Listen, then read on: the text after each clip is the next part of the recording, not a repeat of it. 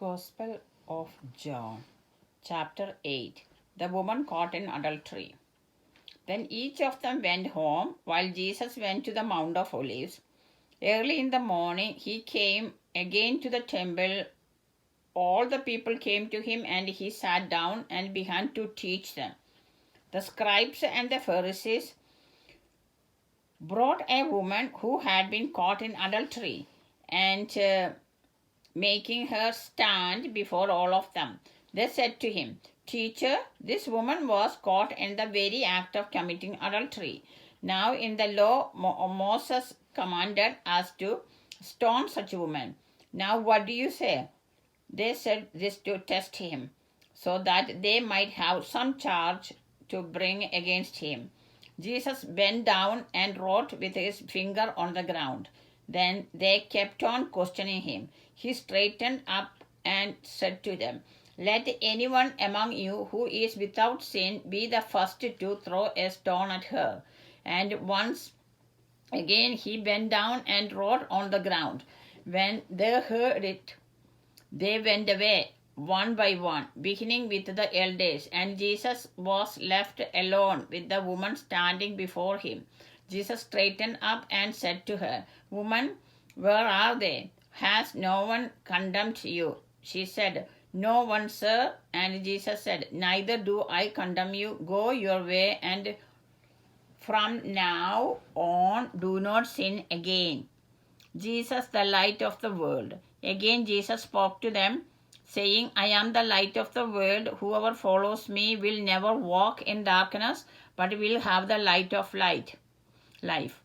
When the Pharisees said to him, "You are testifying on your own behalf. Your testimony is not valid." Jesus answered, "Even if I testify on my own behalf, my testimony is valid, because I know where I have come from and where I am going. But you do not know where I come from or where I am going. You judge by human standards. I judge no one. Yet even if I do judge, my judgment is valid, for it is not I alone who judge, but I and the Father who sent me. In your law it is written that the testimony of two witnesses is valid. I testify on my own behalf, and the Father who sent me testifies on my behalf."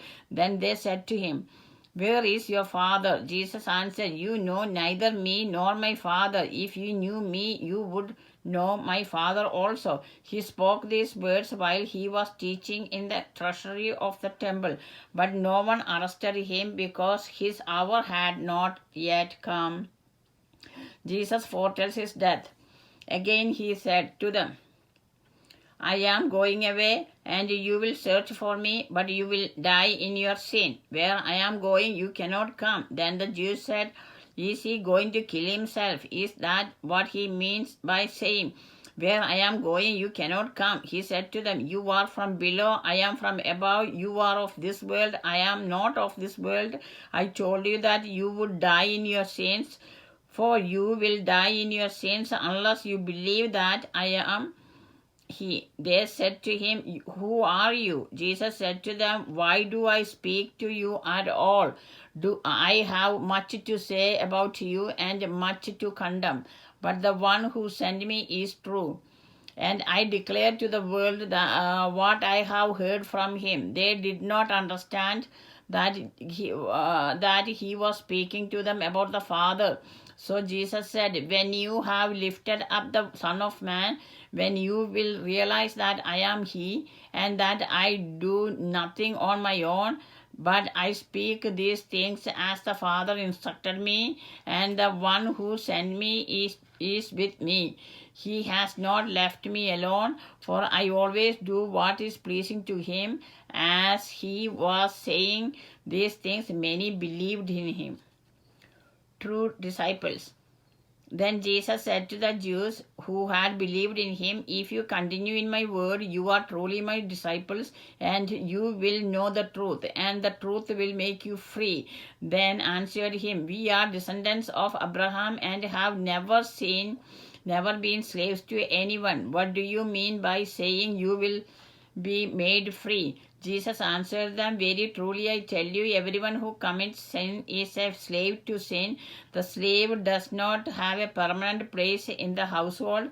The son has a place there forever. So if the Son makes you free, you will be free indeed. I know that you are descendants of Abraham, yet you look for an opportunity to kill me, because there is no place in you for my word. I declare that what I have seen in the Father's presence. As for you, you should do what you have heard from the Father. Jesus and Abraham. They answered him, Abraham is our father. Jesus said to them, If you were Abraham's children, you would be doing what Abraham did. But now you are trying to kill me, a man who has told you the truth that I heard from that I heard from God. This is not what Abraham did. You are indeed doing what your father does. They said to him, We are not illegitimate children. We have one father, God himself. Jesus said to them, If God were your father, you would love me, for I came from God and now I am here. I did not come on my own, but he sent me. Why do you not understand what I say? It is because you cannot accept my word. You are from your father, the devil, and you choose to do your father's desires. He was a murderer from the beginning and does not stand in the truth, because there is no truth in him. When he lies, he speaks according to his own nature, for he is a liar and the father of lies. But because I tell the truth, you do not believe me. Which of you convicts me of sin? If I tell the truth, why do you not believe me? Whoever is from God hears the words of God. The reason you do not hear them is that you are not from God. The Jews answered him, Are we not right in saying that you are a Samaritan and have a demon? Jesus answered, I do not have a demon, but I honor my Father, and you dishonor me. Yet I do not seek any own glory. Seek my own glory. There is one who seeks it, and he is the judge. Very truly I tell you, whoever keeps my word will never see death. The Jews said to him, Now we know that you have a demon. Abraham died, and so did the prophets. Yet you say, Whoever keeps my word will never taste death.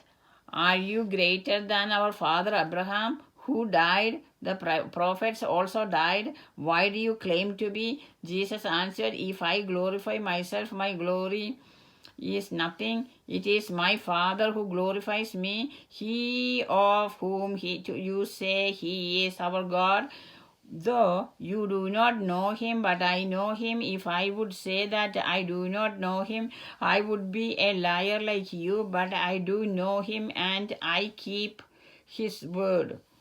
Your ancestor Abraham rejoiced that he would see my day. He saw it and was glad. Then the Jews said to him, You are not 50 years old, and have you seen Abraham? Jesus said to them, Very happily I tell you, before Abraham was, I am. So they picked up stones to throw at him, but Jesus hid himself and went out of the temple. This is the word of the Lord. Thanks be to God. Amen.